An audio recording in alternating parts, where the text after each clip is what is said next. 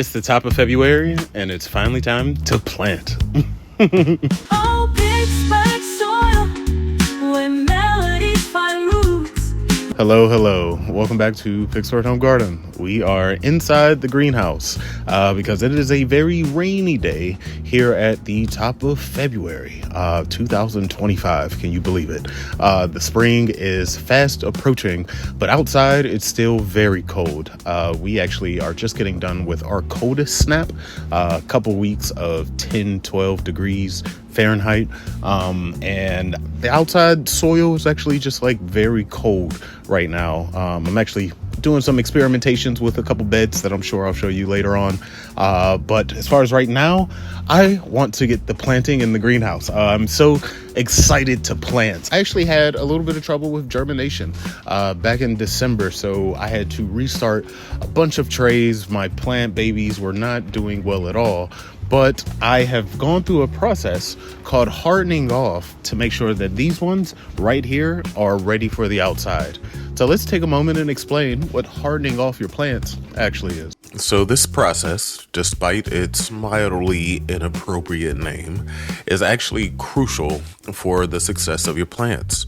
Hardening off is the gradual transition of indoor grown seedlings to outdoor conditions. This step is crucial for preventing transplant shock, which can stunt growth and actually kill young plants. Seedlings that are started indoors are accustomed to very stable temperatures, very low wind to no wind if you don't have any fan kind of setup where your seedlings are, and indirect sunlight. The sun exposure to the outdoor elements like direct sun, fluctuating temperatures, and wind can actually overwhelm them.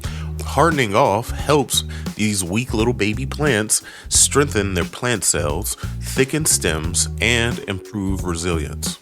So the hardening off process usually takes place between 1 and 14 days. Now, for the more advanced gardener, of course, you start to understand how long your plants specifically need to be out in your climate. I know in my backyard, I get up to 30-mile-an-hour winds, so I need to be really careful how long I leave my seedlings out. And for your garden, you should really start to think about where are the shady areas, where are the areas where you can really block wind, to really help these things out. But generally, from days 1 to 3, you place your seedlings outdoor in a shaded, kind of sheltered spot for about an hour a day. You really want to avoid your direct sun and strong winds to prevent stress for these plants who are, spending their first days outside. From days 4 to 7, you really want to start to increase your outdoor time, probably by an hour or so a day. So if you started with that initial hour for your first couple days, coming up on that 4th or 5th day, you really want to start pushing these into 2.5, maybe even 3 hours. Also during these days, you really want to start putting your plants out during the morning sunlight because the afternoon sun is a lot harder and a lot harsher for your plants. Now, once you have passed a week, this is where I usually start to really kind of test out, how long they can stay out there and they still look healthy. You want to gradually move these seedlings into, longer periods of just nice full sun. You want to start introducing them to that afternoon sun. And then once you get to days about 11 to 14, which I only do with your very, very sensitive summer crops, like your tomatoes, your peppers, your eggplants, things that will absolutely die if it goes beneath 50 degrees. So on days 11 to 14, once you start having these outside temperatures that are above 50 degrees at night, that's when you want to start to leave the plants out overnight, because then they essentially get to wake up like normal plants and they receive that morning sunlight, they get all of the nighttime wind, and then they're able to handle that harsh afternoon sun. That basically becomes their normal style before you transition them into your garden. By following all of these steps, your seedlings are now tough, resilient, strong motherfuckers ready for the garden. So my process of hardening off these plants specifically certainly wasn't as stringent as it would have been if they were going to be outside plants dealing with all of the elements. Do you hear the rain?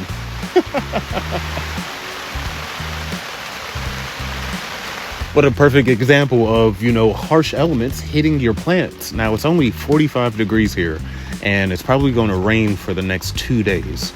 That soil is going to be so filled with cold water that it would just kill your plants if you brought them directly from inside of the house to outside. And you might be asking yourself, why did I even go through the process of hardening these plants off if they're going to be in such a protected structure? And it's really because when thinking about the soil block, this is still coming from inside of the house. So this little baby right here is used to, 50, 60 degree soil from inside. And I'm sure the soil in my beds, though a lot warmer than outside, is still significantly colder than my basement, So I wanted to get them ready for the actual cold temperatures by leaving them out on my back patio.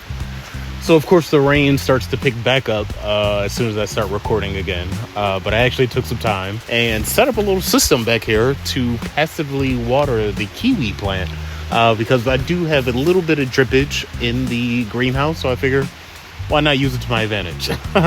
But let's get to this planting. So the first batch are going to be 2 different types of lettuce here. I have one heading lettuce, which is this butterscotch head lettuce. It is the green one. I've never really grown heading lettuce, so I am excited to actually let these babies form. And specifically, I'm bringing them inside the greenhouse because I'm worried about any type of long form lettuce outside, at least for right now, until I put up my new animal protection. And I also have some prize head lettuce, which is your more like purple red leaf lettuce. Now the prize head I've grown many years before, very good in salads, especially during the nice early spring while it's still cold. For your lettuce plants, you want to make sure you're really getting that harvest in when it's still really cold, because as soon as it starts to warm up, they bolt. All right, so when thinking about your lettuce spacing, you certainly want to keep in account what type of lettuce you have. So of course, all of the green ones here are my heading lettuce. So they're going to get probably 2 to 3 more inches than what all of the red lettuce is going to get, because that's going to be more of my free picking lettuce. So within this space, I probably take up, a solid third of the bed, with the majority of the space going towards that heading lettuce. So I noticed something significant while planting out this first batch of my purple lettuce. The fact that the lettuce looks so small. And I think that it is our human perception as gardeners that we need to see nice big plants before we think that they're ready to go outside. Admittedly, these do look pretty small, as lettuce. And even with hardening off, they probably still look very small compared to what you imagine it's going to go out into the yard, or is ready to go out in the yard. But as soon as you pop one of these cells, you really see how long all of the roots are. And unless you're going to spend time up potting 36 cells, of every tray that you have, you really have to put trust in your hardening off process, because the roots are certainly ready for the soil. And I am excited to see the explosion of growth of these plants that should take place over the next 2 weeks, honestly. Okay, so now that the lettuce is all in the bed and properly spaced, I'm going to go ahead and use that same space for my next vegetables, which are Brussels sprouts. So, of course, Brussels grow a lot more vertically than what your lettuce does. So I'm actually going to interplant in between the spacing of the lettuce, because I should have Brussels coming straight up, being surrounded by beautiful heads of lettuce. Also in this tray, I have some Florence fennel, which I usually grow outside in the beds. It's a very large crop, so you want to make sure that you have enough space for your fennel. So I believe I'm going to put mine down at the other end. And the Brussels that I'm going to put in is actually some Long Island Brussels sprouts, which I actually gained a love for last summer. I was never one to have grown up with Brussels sprouts, and then when I did eat them, I believe whoever cooked them had boiled them, which was disgusting. Why? did we ever boil Brussels sprouts? I do not understand. But now I actually love them. So the Brussels sprouts end up sitting very well in between all of the lettuce rows. I believe those are going to grow very nicely, strictly because the lettuce is going to go very fast. And by the time I'm on my third or fourth picking of the lettuce, I should be starting to get, my Brussels. So wish those babies luck. And now for the final of the first greenhouse planting of 2025, old reliable Swiss chard and beets.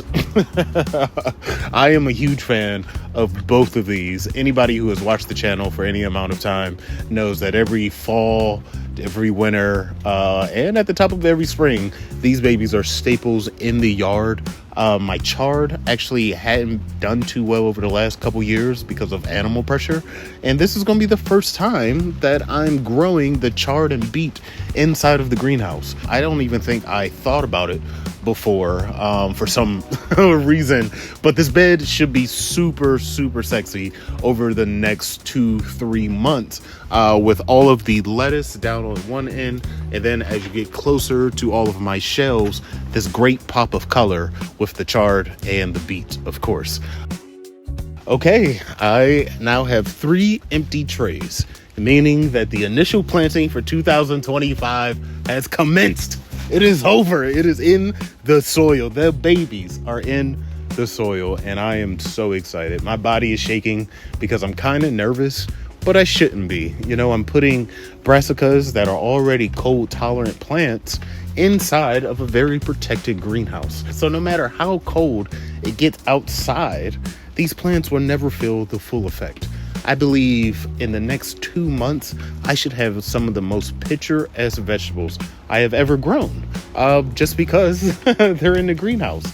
So for anybody who is looking to put anything inside the ground, please focus on your brassicas, your lettuce, your kale, your beets, your chard, your fennel, anything else that is a brassica, because it's going to do well. And these plants actually enjoy the cold weather because during the warm weather, they are quick to go to seed. Spinach, for example, this is the best time to get spinach inside the soil. And if you haven't germinated, well, you should have did it yesterday.